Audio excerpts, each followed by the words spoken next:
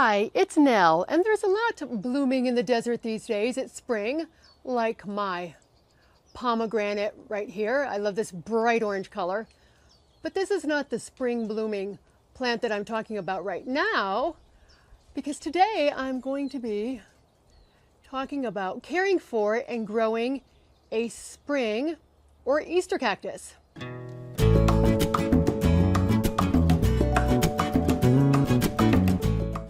And here is the beautiful plant of which I speak. It is related to the Thanksgiving and the Christmas cactus. It has smoother leaves. It doesn't have any of those notches at all, and the barbs at the end, and the leaves are a nice smooth glossy green.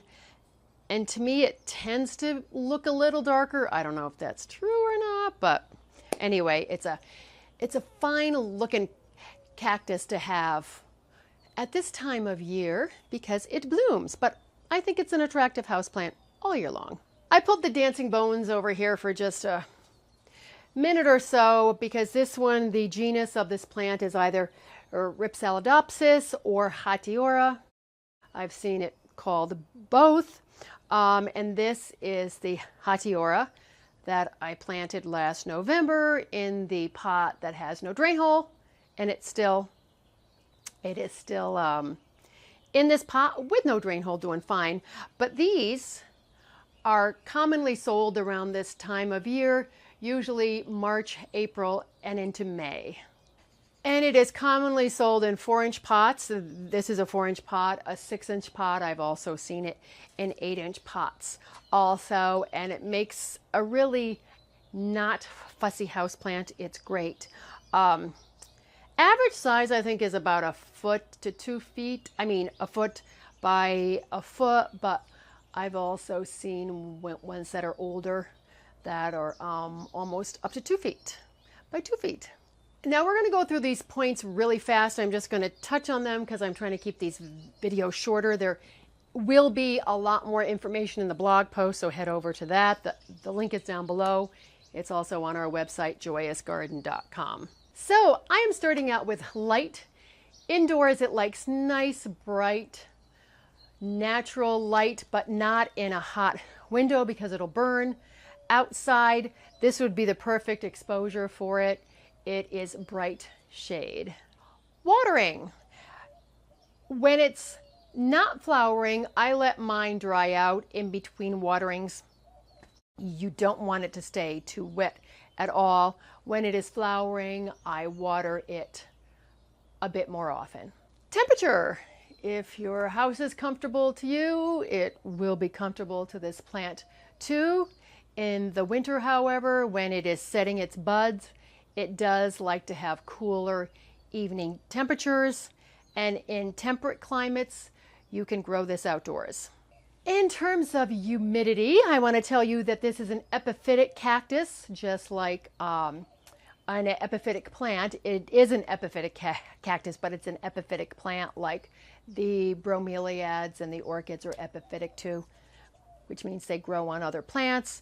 They are native to the tropical rainforest. They are not native to the desert, so they prefer some humidity, but I found that they do well in our, drier homes too, so it's a good one. Fertilizing. I've just used worm compost and compost on mine. Whatever you use, just be sure to do it like a month or two after flowering. You don't want to do it right after flowering because the plant needs to rest a little bit, and then you can hit it with the good stuff. You can use a balanced houseplant fertilizer. I have a friend who uses orchid food on Christmas cactus, and it seems to be just fine. So this is the one I use for my orchids, and if I was going to do it on this plant, I would dilute it to 1/4 strength. So 1/4 of the recommended amount of this to the water. Oh, and I will leave a link to that fertilizer in the blog post because you can buy it on Amazon. So growing mix or soil mix. It likes a nice chunky mix because it doesn't like to stay too wet. It likes to be watered and have the water drain out. I use a local succulent and cactus mix that's very chunky. So you could do potting soil, and you could do pumice is great for it. And then you could put some orchid bark in there, and that would be a nice mix of like a third, a third, a third, and that would be a good mix for your Easter cactus, because you just do not want the roots to stay really, really wet. Pruning. The only reason you would need to prune it is to shape it, or if you were going to propagate it. Otherwise, it doesn't need that much at all, I found. And speaking of propagation, yes, it easily propagates just like the Thanksgiving and the Christmas cactus, which I've done posts on, so I'll just leave the link to that because that explains it. The one thing I will say is that you want to wait to propagate it till about 2 or 3 months after flowering. Don't do it right after flowering. And I don't take single leaf segment cuttings. I usually take at least 2 to 3 to 4. Sometimes I'll take a whole stem if the plant is big enough. Oh, and I forgot, another way to propagate, which I completely forgot to say, is by division. So if your plant is getting big and you want to divide it into 2, you can do that too.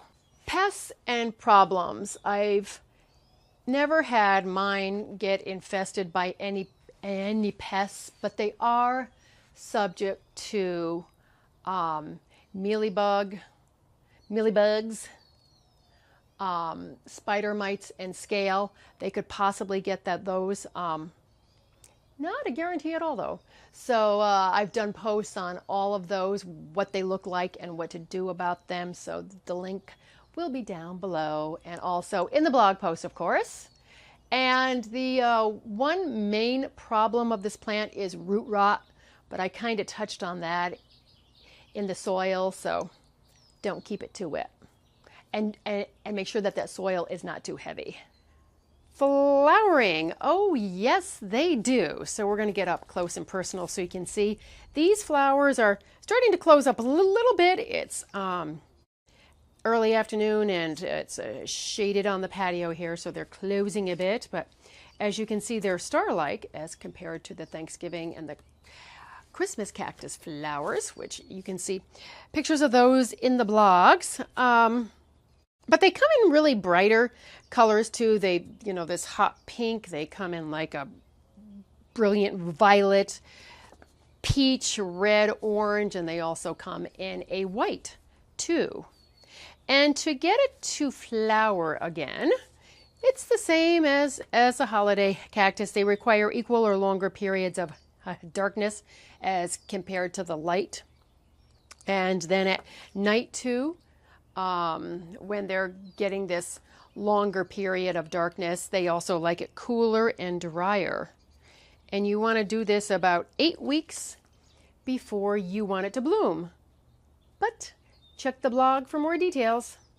So here are a few things that are good to know. They like being slightly pot bound. I don't repot mine too often, maybe every 2 to 5 years, depending on how it's growing and the size of the pot it's in. And you want to do any repotting about 1 to 2 months after the bloom has finished. These are long-lived plants. I know I saw one in a greenhouse once that it was, I think, 35 years old. And you want to twist off the spent flowers just like you twist off the leaves to propagate it. You can do that too. It's good to remove the spent flowers. Let's see what else. Oh yes, for those of you who have pets, these are considered to be non-toxic to both cats and dogs. You just have to watch out if they do chew the leaves. It could cause a little bit of stomach irritation, but otherwise they are non-toxic. So as I said at the beginning, I just want to remind you that there will be more details on this sweet spring blooming plant in the blog post, link down below, and also at joyousgarden.com. So I hope you have found this video about the care of a Spring Cactus to be helpful. And I thank you for all your likes and your subscribes. I really appreciate them. I have a lot more videos coming your way. Actually, I have a few more to film today.